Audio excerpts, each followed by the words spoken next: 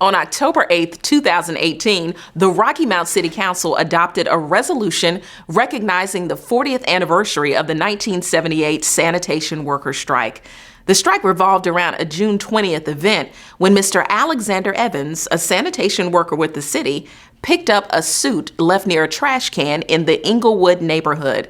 Sanitation workers were instructed by management that any items left within a 5-foot vicinity of trash cans could be picked up by them.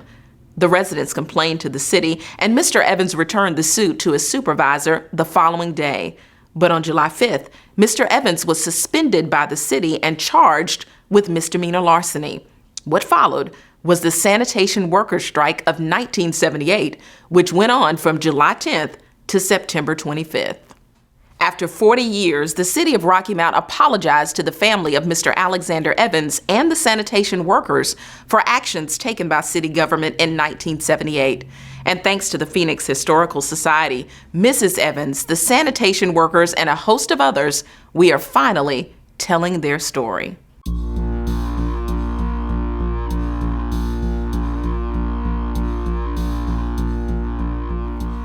I am your host, Tamika Keenan Norman, and we understand the subject matter of this show might be uncomfortable for some, but our intent is to educate you and to hope you will always remember our history, no matter the level of comfort. I hope you'll enjoy this special edition of City Beat.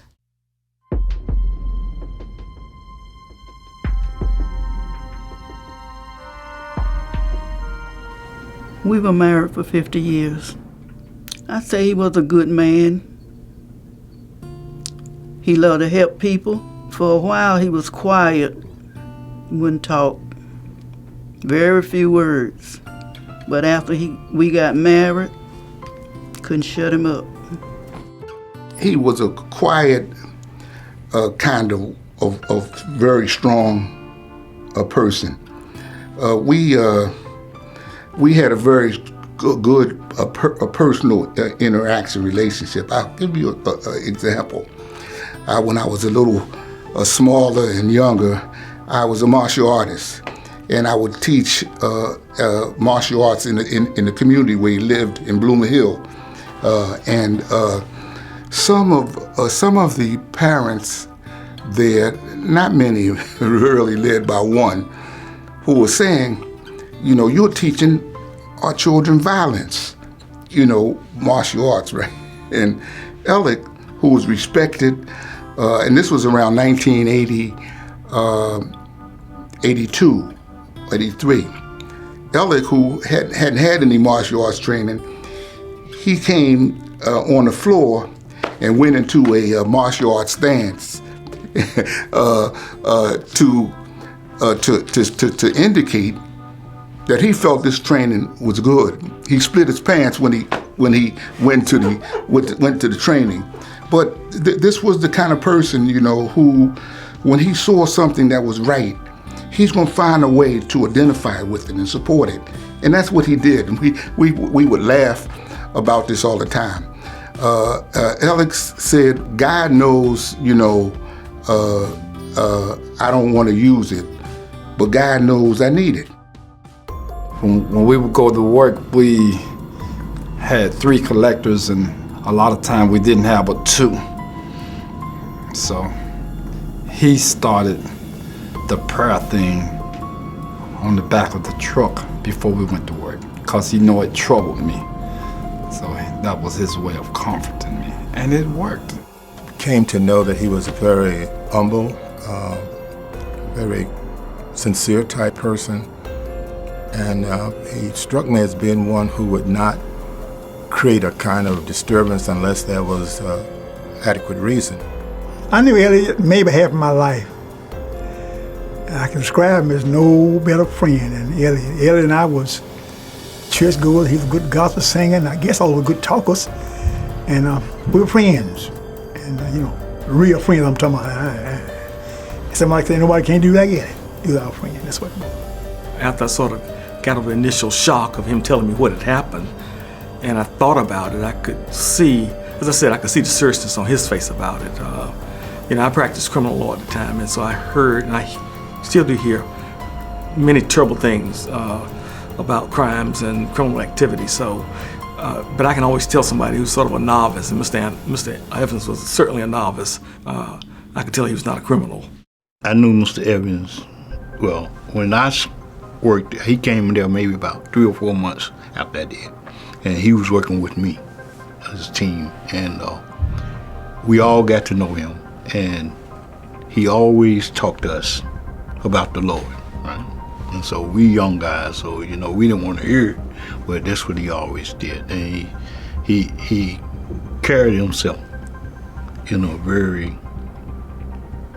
way that we all had respect for him. And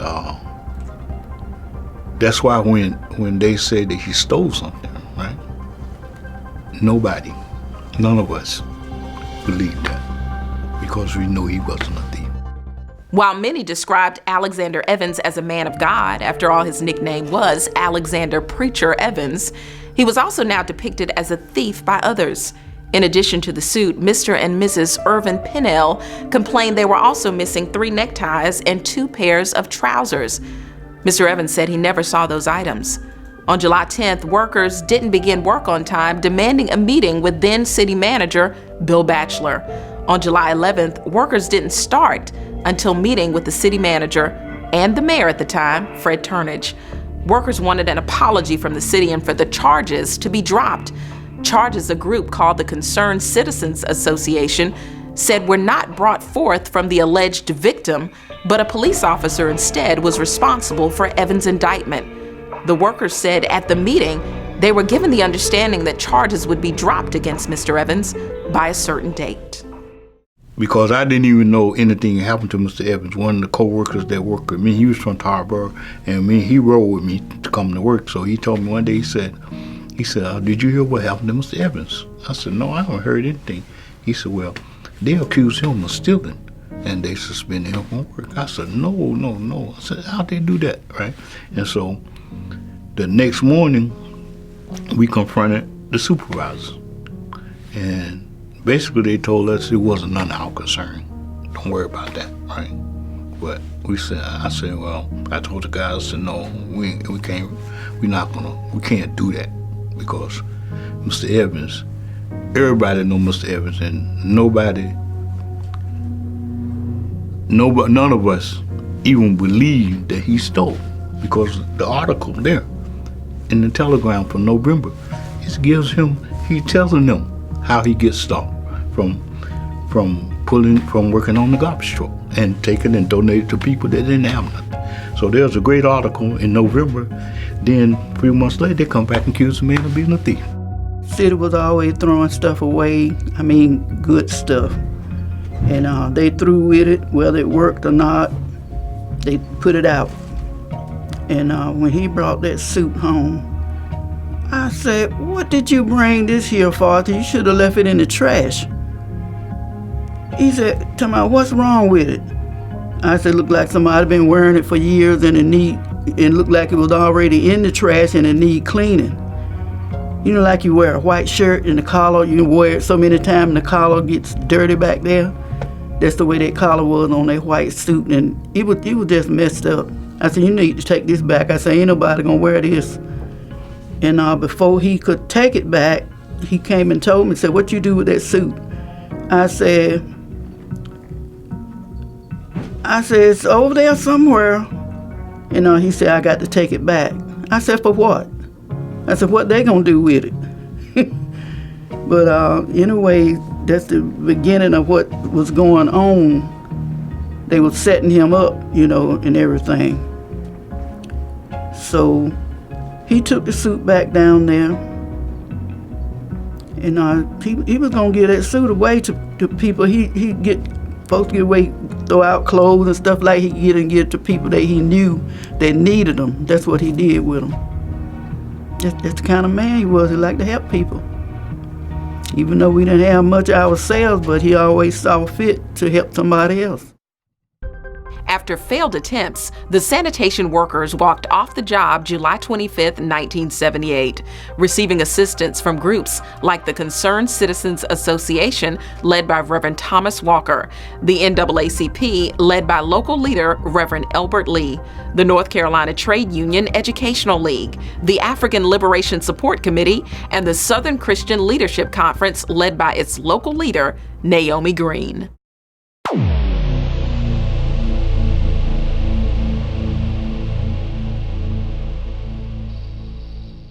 Concerned Citizens Association was formed out of a crisis that had happened with the City Council and their appointments of representatives to the Chamber of Commerce. It was Mr. Clarence Wiggins at that time that was serving, and they took him off primarily because of him being too vocal. So we organized and saw that we needed to have a group to speak to these kind of issues. We were always involved.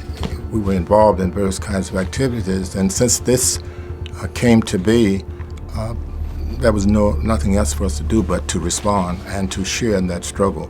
What really got me involved with this, the committee of the sanitation workers came to me and asked me if, and then they told me the issue. They told me what had happened, and they asked me if I would aid them by leading them in some work of trying to get Mr. Evans get his job back, and so get him exonerated and all this kind of thing. So I felt so impressed with the sanitation workers. They had a lot of courage.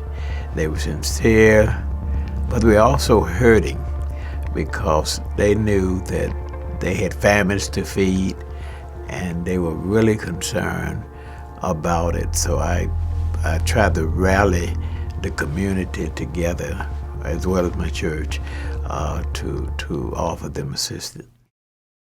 Their understanding was they're going to charge to be dropped by July the 24th at 4:30 p.m. that Monday. And when that Monday came and the charge had not been dropped, and Mr. Evans was still scheduled to go to court on the 27th, the next day, the workers, led by Leonard Giles, said, "We're going on strike because we can't, we haven't got any results, and we can't work on these conditions." So they went on strike, and they went on strike that time from Tuesday to the following Monday. And that Sunday they had a march from Weeks Armstrong Project to Tomstead Park. When charges weren't dropped, the Concerned Citizens Association organized a march July 30th from Weeks Armstrong to Tomstead Park, and on August 20th from City Lake to Tomstead Park. According to Reverend Walker, over 1,000 people participated, plus the group organized a protest of downtown businesses. Well, negotiation had broken down. And in our opinion, it never should have been negotiation because the incident should never have happened. Mr. Evans was simply doing his job, and even though it wasn't a written rule, it was a practice rule that if you didn't want something, you would put it in or near the trash can. And so he picked up these clothes, and Mr. Batchelor allowed the person who the clothes belonged to take out a warrant on him. And so we just felt that, okay, that's the issue. But why did we boycott? Because we were powerless. And we also were very much in tune to our national leader, who's Martin Luther King. It was just really one protest. We chose different businesses, and the reason we chose those businesses, as I just stated, because we didn't have we had no political power, but we knew we had economic power, and we knew that the businesses had a voice with the political power, which we didn't. I didn't do nothing. I knew the situation that he was in, and I knew that wasn't nothing much I could say about it because he was within his rights. Well, from what I say, he was within his rights, and so he had all these people coming up to help him because they knew it wasn't right either. And so I just, wherever they went, I tried to be with him in the march and everything. When I approached the city manager about it and tried to get him to bring it to an end, he told me it was out of his hands. It was now in the courts. But I think the sanitation workers stuck together because there were some other underlying problems within the division of sanitation. We had been having meetings. When I say we, the Human Relations Department had been meeting with some of the employees to discuss some of their concerns so that we could relay those concerns back to the city manager with hopes that some correction would take place. Others believed in Mr. Evans too and thought he and the other sanitation workers were not treated fairly. Even before the Concerned Citizens Association, there was one woman who fought for the workers and showed them her support.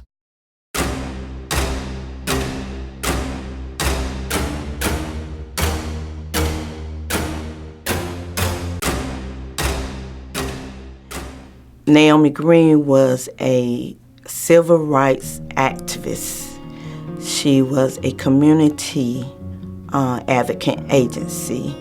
She was a community organizer, and she was a freedom fighter worker for the sanitation workers in the 1978 strike.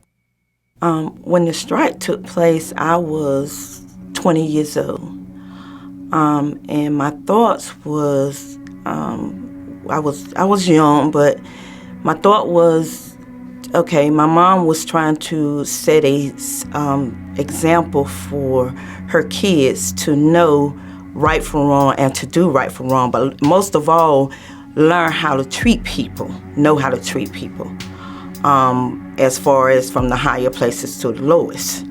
And then also my mom would go from your door, your house door, to the courthouse door. The day that the first time that we decided we were going to work, she was the first person that came up where we were working at. And she said, I'm so proud of you boys. She said, it's time for somebody to stand up against the city of Rocky Mount. And she said, all y'all got to do is stick together. She said, don't let nobody separate y'all. She said, y'all just stick together. She said, I got to go and do something for my kids. And she said, I'll be back and talk to y'all some more. But she was the first one out of the community that came up and actually supported us.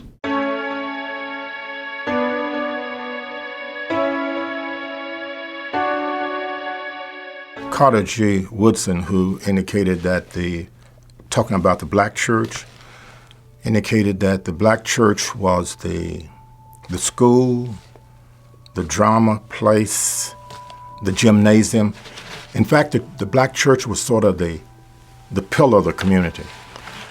And it looked to the church to provide many kinds of services. There was always that kind of pull from the community, thinking that the church should always be in the center of change.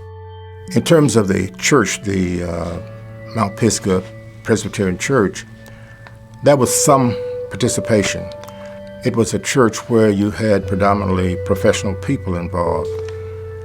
And normally when there is a church with that many professional people in it, realizing that some are doctors, nurses, and attorneys, so that the involvement on a personal basis during the protests may not take place, but their contributions and their help in terms of strategizing for the movement was there. So there was some help within the church. The main thing is that the church did not prohibit me from being part of the movement, and that's always important. One of the things that I did not have to go through, because the Presbyterian Church during that time also, through its national missions, supported the local church in making sure that the pastor had an adequate salary. So I could feel a little more free being involved because I did not have to feel the repercussions. The community responded in a way. Let me see if I can explain what I mean. You had persons who would contribute to the protest, but would not actually either come to the meetings or be on the line during the protest. We did have some persons who were involved in the parade or the protest, but generally during that time, you got to think about this was in the 70s. You didn't get a large number of the community, the African American community, involved in kinds of struggles directly. But they were involved, but not directly. It's always been that few, and as I said before, many times persons who maybe had the most to lose were the ones who actually made a difference in the movement. The community and other sanitation workers showed support for Alexander Evans and all workers who wanted equal rights but didn't know where their next meal was coming from. In fact, there were some organizations that understood, and a campaign began to solicit $1 a week from every working person in the city, with donations being turned over to the strikers. The NAACP during that time played a very important role. Reverend Dr. Lee, Elbert Lee, the pastor of North End Missionary Baptist Church, he was the president for over 32 years here in Rocky Mount. But he held 2 mass meetings at the North End Missionary Baptist Church. And it was his church that sponsored the plate sales. And those plate sales were money raised from the community to help the sanitation workers who during that time was on strike, to help pay their bills and to provide finances for their family. And so it was very, very important. The NAACP was very active. If it hadn't walked off and had done nothing about it, they, in my opinion, they might do the same thing to me. They might have done the same thing to me. I don't know. They might would have, but I thought it right for them to walk off to get it straight, get things straightened out, give them an understanding of what we talking about, make sure they know we meant what it said. We won't hold back, but we meant what it said. We'll do what we had to do. Well, at that particular time when the strike happened, I didn't know Mr. Ivy, but I knew our rights was violated, and so that's why I walked out. It's scary when I think about it, because my kids was 3, 4 years old, so. But yeah, I just gave it all up. Well, Elliot, I told you, I know him all that time, and I knew that Elliot could not take nothing on his anyway. And we had an understanding that whatever was at the garbage can within maybe a foot or on it, we could get it up, take it up. And why I see that way, because he was taking it up because according to what the rules were for the city.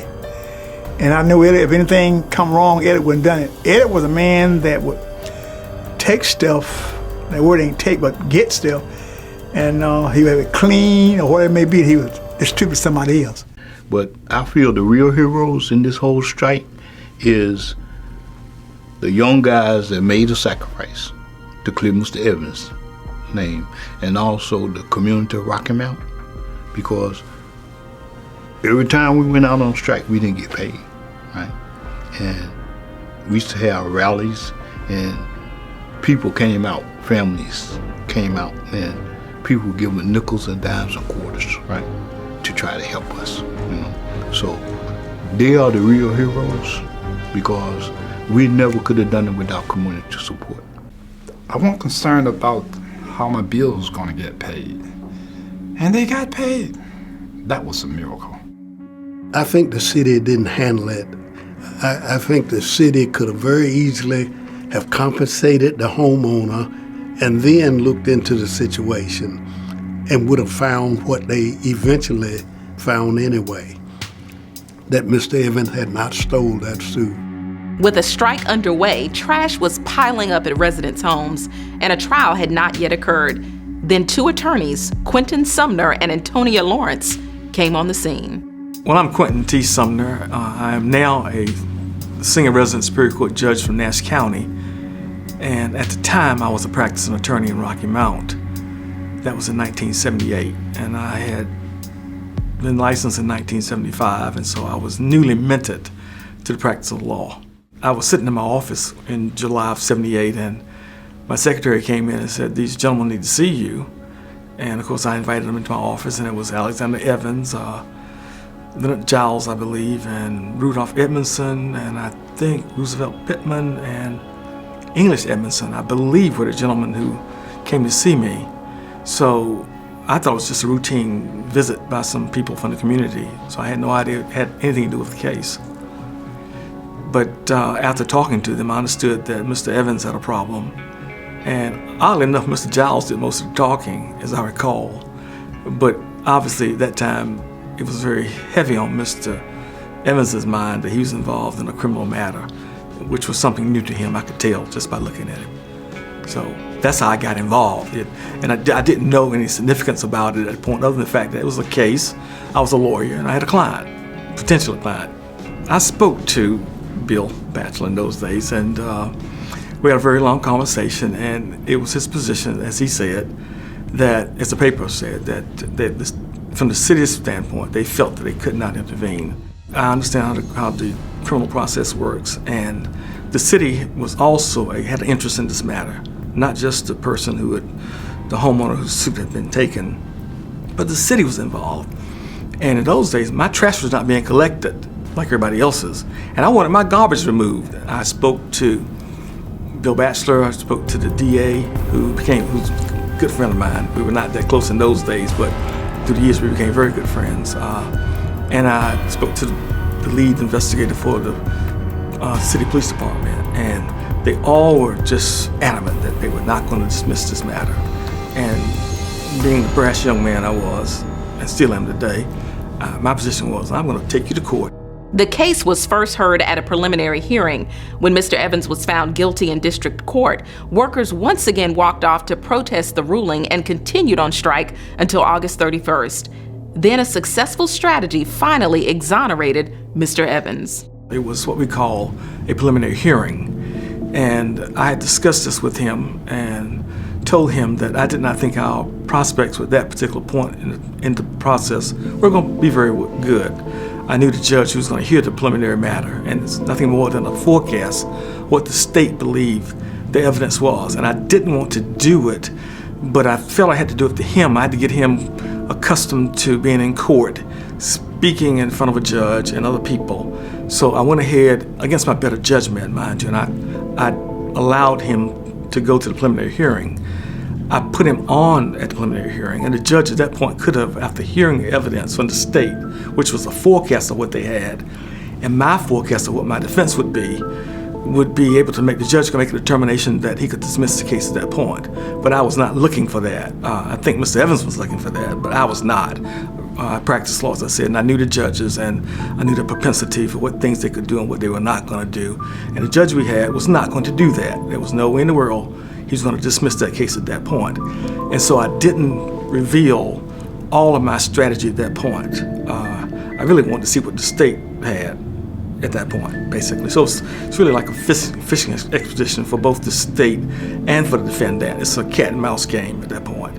So show me your cards and I'll show you one of my cards, which is what I did. And let me do this. I need to give, in terms of strategy, I need to give due deference to my law partner, who's deceased now, Antonia Lawrence. He and I tried the case together. And obviously I would have to say that a great deal of credit goes, I was lead attorney, but I could not have gotten through it without him. And I really want to take time to acknowledge his work, his great work ethic, and his legal mind. But back to your point, the strategy. As I said, as I interviewed the workers, Mr. Evans and all of them, I saw a pattern. These gentlemen were picking up trash and things that you and I discard on a daily basis. They were picking up because one man's trash is another man's treasure. And that's what they did. They collected stuff as they went about their daily business, things that I don't particularly want, that I want to discard. They see value in it. They're able to refurbish it and use it and restore it and move on. And that was the pattern. That this is what these gentlemen did. So I was asking them about the types of things that they were collecting. And I'd get the usual stuff like, we got plates, we got fans, we got electric heaters. And then one guy said, well, I got a TV set one time. And my ears immediately perked up. I said, you got a television set? I said, please describe the set for me. He said, well, it's a console, and it was a color set. I said, somebody threw away a color television set? He said, yes. I said, what was wrong with it? He said, well, it only needed, in those days, tube. This dates your time. I'm old. Television had tubes in the old days, not what they have now. But it only needed a tube. And so he put a tube in it. It was working. So I said, where's the set now? He said, oh, it's at my house. I said, well, I want you to bring that television set when we try this case in Superior Court. And so I arranged for them to bring the set, and I kept them out in the ante room outside the courtroom until it was time for us to put on out the fence. Of course, the state goes first. They show all their cards. They put their witnesses on. And then it was time for us to present our case. And after I put Mr. Evans on, I put on a couple of the workers, and we talked about what they did, the things they collected. And I got the gentleman on who had the television set. And I said, tell me something else you sort of collected. He said, well, I got a television set one time. So I said, describe it. He described it. I said, well, where's the set now? He said, it's at my house. I said, well, would that set help you describe the type of things you got? He said, sure it would. So I turned around at that point. I made a motion to the rear of the courtroom, had four of the workers bring this console TV down the aisle, and the judge went berserk. I mean, he was like, he was banging the gavel, get that TV set out of here, get that TV set out of here. Well, I was like, oh, Judge, excuse me, oh, I'm sorry. Yes, sir, Judge, anything you say, But the whole idea was I wanted the jury to see this particular television set. And I must say to myself, it was a brilliant stroke of my legal genius to do that, because certainly that was the turning point of the trial.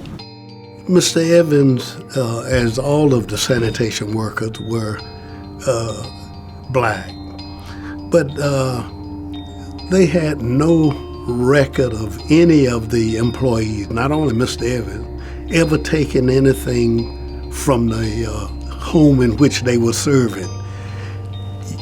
I was shocked at what people throw away, like televisions, exercise equipment, and those guys oftentimes would take that equipment and rebuild it. And when they brought all of that into the court on the appeal, I don't think the judge could believe what he was seeing. Matter of fact, he asked them to stop bringing in stuff to prove their point. Well, on the route, one time on the route, I found a big color TV. I think it was a 25-inch, I believe. It was too big for one man to handle it. It took two of us to get it. And I got the TV, won't no problem. Two of us went in the yard and got it, it won't no problem. That was close as it can, but to be honest with you, that was a little bit further than 2 feet, but you still got the TV, won't no problem. Mr. Evans was found not guilty September 25th, 1978, but his case and the sanitation worker strike of 1978 was only the start of more diversity, voters' rights, and organizations like the Rocky Mount City Workers Association, Black Workers for Justice, Legal Services, and more.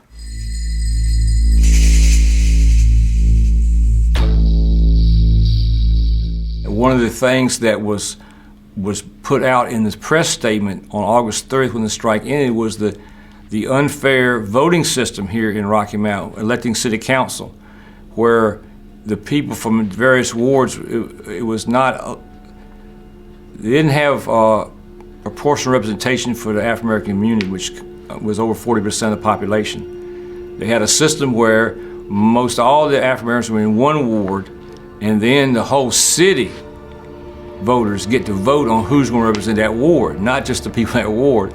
So it was like, so at that time, the white majority voters were picking who was going to represent the African American ward. So you had one African American city council, but he's been elected by, the white majority, and so it's an unfair proportional system. I think Rocky Mount was one of 9 cities in North Carolina that had that kind of unfair election system for city council.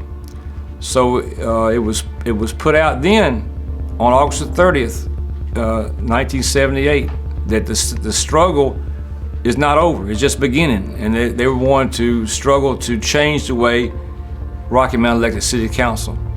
And that was eventually done in 1983 by a voting rights suit that was lead plaintiff was Naomi Green. And also joined by several members of the Black Works for Justice, which is another organization that came in the wake of the sanitation worker struggle. And Alexander Evans was the first chairperson of the Black Works for Justice. And they had several of their members were also plaintiffs in the voting rights suit. And it was a story because it changed the way we elect the city council in Rocky Mount to a proportional, fair ward system, where the people of each ward elect their own representative. It was out of that experience that voter registration started, and we saw the importance of us having political power. Even though it started with faith-based community, it ultimately spread throughout. Within our struggle was a lady called Naomi Green. Naomi was not a flashy person. She had heart of gold, and she had determination. She could protest, and she was like a bulldog. She once she get a hold of you, she held it. And so she was meeting with the fellas and encouraging them. And every now and then she would drop a word about if we had somebody on that council that would fight for, we wouldn't have to do all this. Well, we were listening to her with one ear and to the fellas with the other ear. So out of that, we decided to simultaneously start a voter registration drive and move towards, we started eliminating people from the council. But all of it was born out of this struggle. When my mom was 15 years old, she was transporting people to the polls to exercise their rights about voting. And even though she was put out of the polls because she was so young, but her father would let her use the car to still exercise that right. And ever since then, it has been, she has been on the battlefield for just justice and civil rights for, from that time up until now. She was just an all-around person. She would give you the clothes off her back if she needed to. She just was a freedom fighter, worker for justice. Yeah, I think from the strike, it really was a combination of several things. If we look back in 1968, I think in February, the sanitation department in Memphis, who was marching for higher wages, it was poor wages and poor working conditions. And so seeing that during that period of time in the 60s, and then it was 10 years later, Rocky Mount was faced with the same plight as other southern cities, African American working in jobs of poor condition and low wages.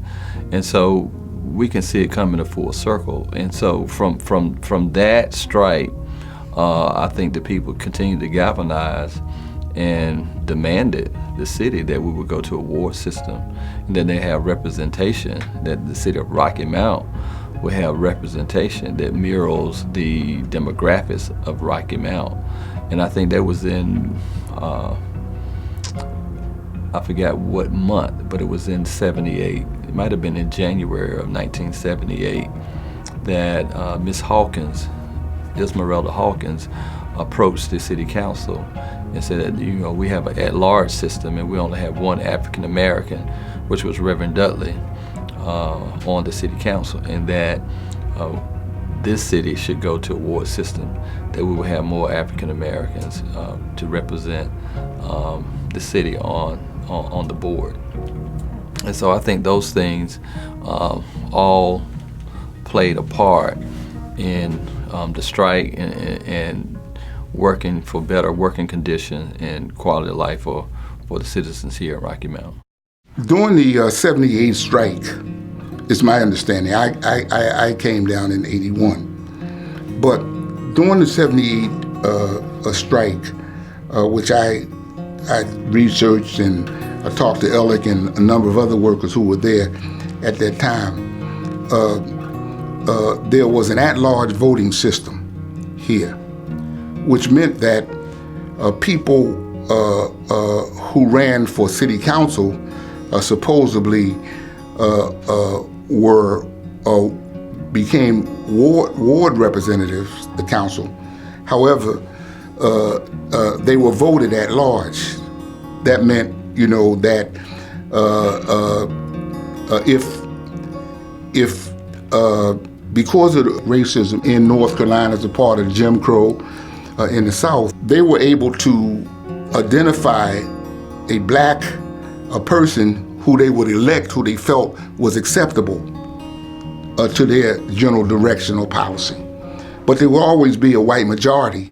The 1983 voting rights suit of Naomi Green versus the city of Rocky Mount resulted in a fair and racially proportional ward system by which the Rocky Mount City Council is elected.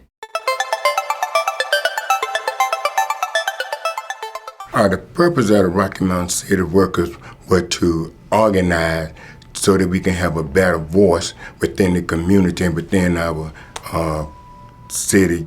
It was formed in 1994, but it got its roots in 1978. Well, some of the things that we basically looked at was unfair firing, unfair hiring, and low wages, promotion. Because of Alexander Evans, who was one of the sanitation workers, he got with us and talked to us and spoke to us about how we should organize and get together as a unit instead of being divided. We should come together. So in order that we get together, we can have a better voice together instead of separate.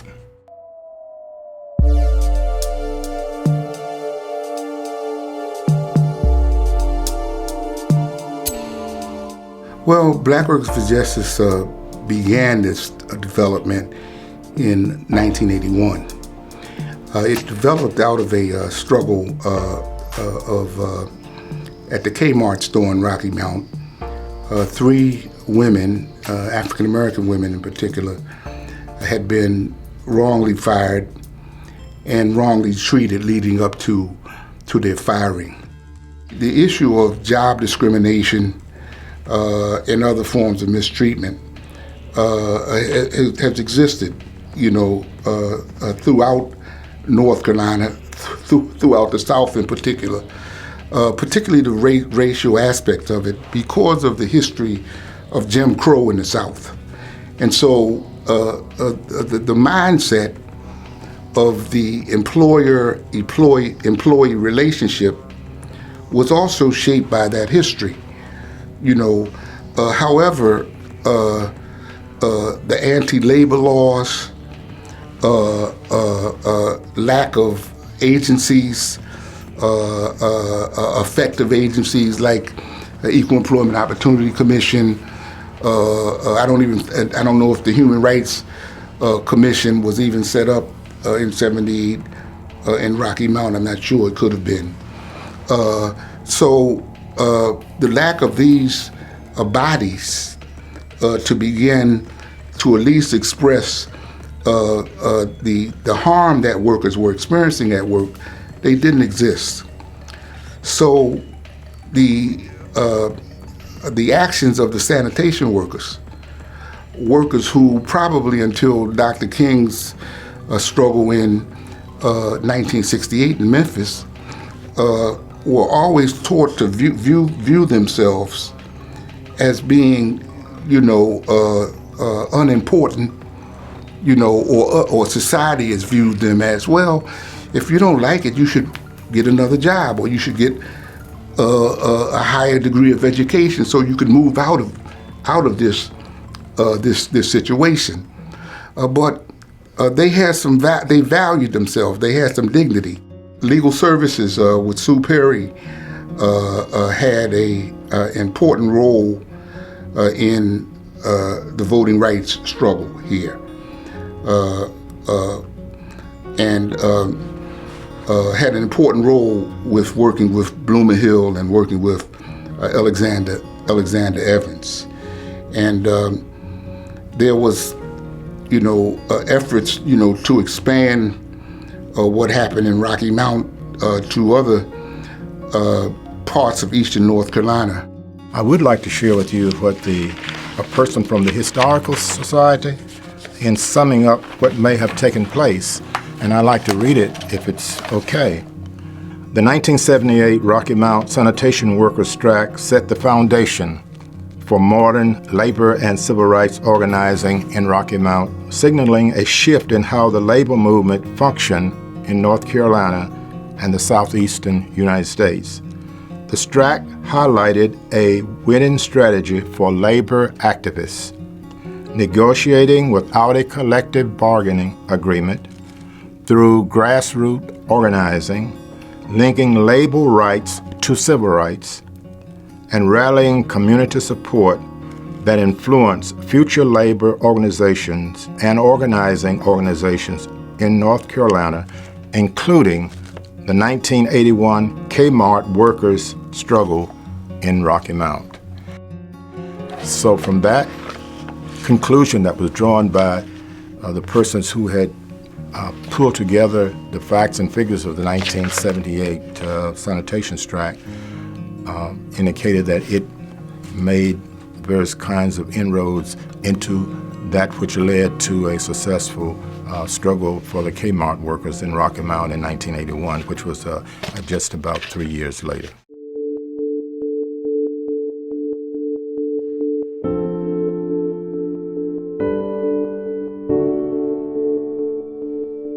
After they finally settled the strike, I met with the sanitation workers, and I remember very well saying, I want to talk with you about your conditions other than money. I'm not in a position to give you a raise or an increase. What else the city could do to make your job a little better and a little safer, I'd like to hear. And we sat down and they talked about fear of someone running in the back of the sanitation truck because it wasn't properly lighted. And as I stated earlier about the fear of dogs and some other things that they brought up that I guess if you weren't doing that kind of work, you would not think about. The night that we issued the city council the adoption of the resolution, in that spirit of humility and justice, seemed like the spirit just moved in the council chambers, that we would issue an apology as a city, apologizing for what the city had done to Mr. Evans and to the sanitation worker and to the entire city, to right or wrong. And during that time, it sort of moved upon me to say that we need to make an apology. And Councilman Blackwell agreed, seconded that motion, and then made several comments that we as a city, if we're going to continue to prosper and grow, that's the right thing to do. And the entire council voted to approve the resolution, and that we as a city will apologize for the shameful and the wrongful thing that we had done, even though it had been over 40 years ago, that we wanted to make what was wrong right for this city. The city manager during that time thought it upon himself that he was doing what was right, which was wrong, and it was our duty to right or wrong. And Reverend Walker mentioned about employees that were terminated. And so one of the things, apology also leads up to compensation. And so I think we need to take a look at those that were fired and those that were displaced and right that as well. Well, you know, I think when things like that happened back in the mid-'70s, Mr. Baxter was an excellent city manager, did a great job for the city of Rocky Mount, so I assumed he was following protocol at the time. I think when an event like that happens and we have complaints from citizens, we do try to take them seriously and investigate them, whether hopefully the same event wouldn't happen again today. I mean, I still go back and think, if somebody put a suit of clothing out by the street with their other trash, then why would they care one way or the other? I mean, I still have a hard time with that. I wasn't around at the time. None of the city council members that are serving today were involved in city government at the time. But I think it does send a message that as a city, maybe we could have handled things differently. And going forward, we want to be mindful of things that have happened in our past, so we don't go down those same roads again. I think it's just a significant event when workers put their jobs on the line for a coworker. Workers that it was no union backing them up. It was just themselves and their commitment for justice for a coworker. And they would put their lives on the line and stand fast until victory was won and Mr. Evans was exonerated. It's just a rare event. You don't see people willing to do that, and it takes a lot of commitment and a lot of faith. For the city of Rocky Mount, for the city council, I have an encouraging word for them is that I appreciate them doing the resolution. I saw a light. I saw when we were going through the struggles we had, there was no diversity, okay? But when I walked into the city council chamber that night, I was real apprehensive because I didn't know what to expect, right? But after the city council passed the resolution, it just showed me that the sacrifices that we made were well worth it, because now I see our city council diverse down in the chambers. I see diversity. If we start with the strike of '78, which you had very few people of color, even in employment, in management, upper management, now you can see today that through the employment, the management, that we have a diverse management and working population here in the city of Rocky Mount. And I think from the struggle that we as a city and civil rights organization have gained a lot and have withstood the test of times, and we can see the works that was done and continue to be done, that it has become fruitful and beneficial to all of us. Because of the sacrifice of Mr. Alexander Evans, the sanitation workers, and others at the time, the Phoenix Historical Society has worked hard to get a marker unveiling in their honor. I'm happy to report that the North Carolina Highway Historical Marker Advisory Committee has approved a state historical marker for the 1978 Rocky Mount Sanitation Workers Strike.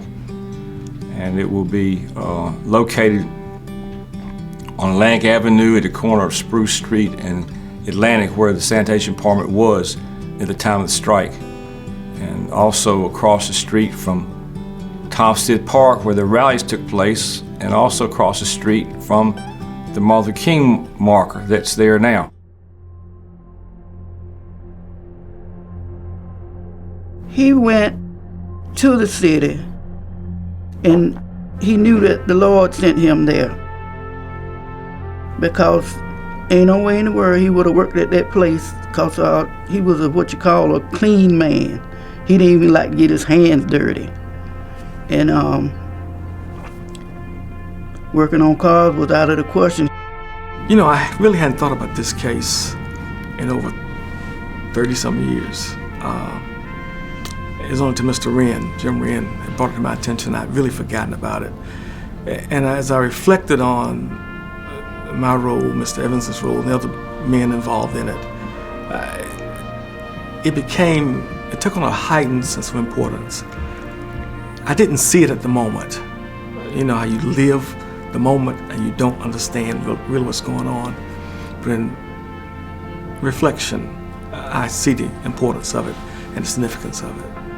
And it was important. It was probably one of the earliest cases in workers' rights in eastern North Carolina for that matter. So it was an important event.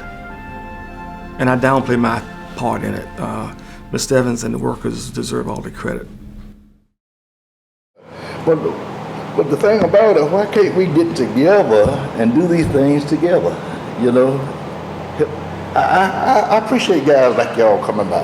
Mm-hmm. You know, you want to lay it out there. Mm-hmm. You know, and I asked the question at one time, why these people want to keep interviewing me?